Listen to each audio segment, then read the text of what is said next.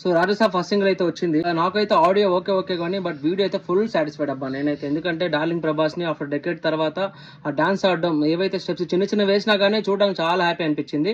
ఎందుకంటే ఒక 10 ఏళ్లుగా ప్రభాస్ ఫ్యాన్స్ మిస్ అయింది ఈ డార్లింగ్ ప్రభాస్ ని. ఒక బుజ్జి గాడిని, ఒక ఏక్ నిరంజన్ అయితే చాలా మిస్ అయ్యారు. సో సాంగ్ అయితే రిలీజ్ అయింది. సో వీడియోనే చాలా మంది రిపీట్ లో చూస్తున్నారు. ఆడియోని ఎవరు పట్టించుకోవట్లేదు. ఎందుకంటే ప్రభాస్ స్క్రీన్ ప్రెజెస్ ముందు ఆడియో కూడా పనికిరాదు అన్నట్టు అనిపించేసింది అనమాట. సో సాంగ్ అయితే వినడానికి ఓకే ఓకే అని అనిపించింది. ఇంకోటి నాకెందుకో పర్సనల్ గా సంజయ్ హెగ్డే వాయిస్ ప్రభాస్ సూట్ అవ్వలేదేమో అనిపిస్తుంది. ఇంకా మిక్సింగ్ కూడా కొంచెం అటు ఇటు అనిపించింది. అంటే లిరిక్స్ కొంచెం సరిగ్గా వినిపించలేదు అనమాట సాంగ్ లో. ఇంకా వీడియో విషయానికి వస్తే ప్రభాస్ ఫ్యాన్స్ అయితే ఫుల్ సాటిస్ఫైడ్ అబ్బా. మీరు మారుతిని అండర్ ఎస్టిమేట్ చేస్తున్నారు, మీరు చూస్తూ ఉండండి. ఎందుకంటే మారుతి స్ట్రాంగ్ జోనే కామెడీ అనమాట. అంటే ఈ ఇయర్ సంక్రాంతికి ఏ సినిమా గట్టిగా ఆడిందో కూడా అందరికీ తెలుసు. సో హోప్ మారుతి అయితే గట్టిగా కొడతాడనమాట ఈసారి ప్రభాస్తో. అండ్ డార్లింగ్ ఫ్యాన్స్ కూడా full happy. So song okay, చాలా మందికి అయితే వినడానికి అంతగా నచ్చలేదు అనమాట.